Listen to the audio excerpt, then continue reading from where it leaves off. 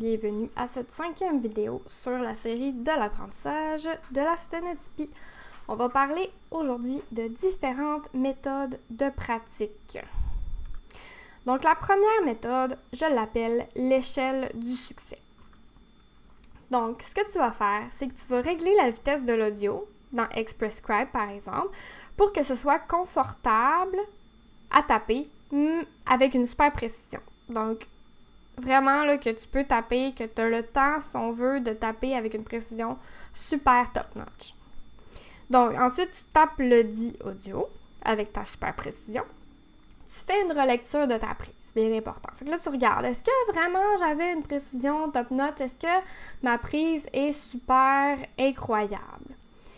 Fait que là, si ta prise n'a pas une précision de 95% et plus, donc si tu as quand même beaucoup d'erreurs, qu'est-ce que tu vas faire? Tu vas faire ça. Tu vas noter toutes tes erreurs, tes hésitations dans ta liste. En tapant ta liste de ces ajouts-là 3 fois. Donc, de la manière que j'ai parlé dans une autre vidéo, tu tapes ta liste, tu tapes ton mot avec tous tes nouveaux mots. Tu recommences l'audio à la même vitesse. Tu ne changes pas la vitesse, tu recommences ton audio. Puis là, tu refais une autre lecture de ta prise. Puis là, tu recommences autant de fois que nécessaire avant de passer à B. Parce que B, c'est si ta prise a une précision de 95% et plus. Fait que là, si ton texte est parfait ou presque parfait, tu vas pouvoir augmenter ta vitesse et recommencer le processus. Donc, ça va vraiment renforcer tes réflexes neuromusculaires. Puis ça va faire en sorte que tu vas devenir un maître de la sténo. Vraiment. Ensuite, j'ai la deuxième méthode que j'appelle buff ton buffer. Fait que là, je parlais de capacité de rétention dans d'autres vidéos. Ben là, ça va pratiquer ce buffer-là, que moi j'appelle le buffer, la capacité de rétention. Donc, qu'est-ce que tu vas faire? Tu vas régler la vitesse de l'audio pour qu'elle soit, selon toi, assez rapide. Pas comme incroyablement full raide, mais que c'est un petit peu dur à suivre. Là, tu vas taper avec précision le plus grand bout de phrase possible que tu es capable d'enregistrer. Même si tu es comme 4 mots en arrière, 5 mots en arrière, plusieurs mots en arrière, mais que tu enregistres encore, tu continues à les taper, tu lâches pas le morceau. Puis là, quand t'es comme, OK, là, je suis trop en arrière, je suis plus capable d'enregistrer, ça marche plus mon affaire, tac, t'arrêtes de taper. Parce que là, ça marche plus, tu t'en souviens plus ce qui vient après. T'arrêtes ça. Puis, t'arrêtes aussi de taper, mettons que tu perds ta précision, parce que l'important, c'est quand même de garder toujours une précision. Puis là, tu recommences à taper au prochain mot que t'entends. Fait que là, tu fais ça tout le long de l'audio. Puis ça va pratiquer ton buffer. Tu fais ça, ainsi de suite, ainsi de suite.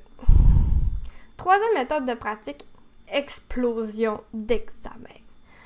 Fait que ça, c'est pour exploser tes examens, c'est-à-dire de vraiment réussir tes examens, réussir ton programme, taper 200 mots à la minute à la perfection en 2 ans. Pour faire ça, tu vas taper un formatif ou une simulation d'examen, ou ça peut être quelconque audio court ou extrait d'audio court qui est à la vitesse du prochain examen. Tu vas taper cet audio-là comme si ta vie en dépendait. Comme mets-toi mentalement en situation de stress que si tu échoues, si tu réussis pas ça avec perfection, genre il faut que tu fasses une espèce de conséquence pas de bon sens. Imagine-toi ça. Là, il faut que tu gères ton stress. Apprends à gérer ce stress-là parce que ça va faire une grosse différence d'apprendre à gérer ton stress. Parce que c'est bien beau de bien taper, mais si tu arrives en contexte d'examen puis tu perds tes moyens, ça marchera pas. Fait qu'il faut que tu apprennes à gérer ton stress. Ça fait partie de la game. Là, après ça, tu relis ton texte et tes notes sténographiques en même temps. Donc, tu fais comme le lien entre les deux. OK, j'ai écrit ça, non. Là, tu vois un mot un peu louche, tu regardes ta bande sténographique. Ah ouais, j'ai accroché tel mot. Tu le marques dans tes hésitations. Tu continues ton texte. Là, tu déchiffres tes erreurs, parce que c'est bon aussi en contexte d'examen d'être capable de te relire, c'est super important. Puis là, tu les notes dans ton cahier d'hésitation. Puis t'édites ton texte comme si tu le remets à un avocat, ou bien comme si tu le remettais en examen. Donc, tu fais ton édition de texte. Tu regardes tes accords, tout ça, tu vas chercher les règles de grammaire que tu sais pas, tu vas chercher les mots que tu connais pas trop l'orthographe puis que t'es pas sûr, etc. Tu rentres des nouveaux codes s'il y en a eu. Parlant de rentrer des nouveaux codes, perds pas ton temps à faire ça quand tu pratiques. Ça, c'est comme la pire perte de temps ever. Tu feras ça quand tu seras sur le marché du travail. Et recommence ceci jusqu'à la perfection. Fait que tu recommences ton audio jusqu'à ce qu'elle soit perfect quand tu le tapes.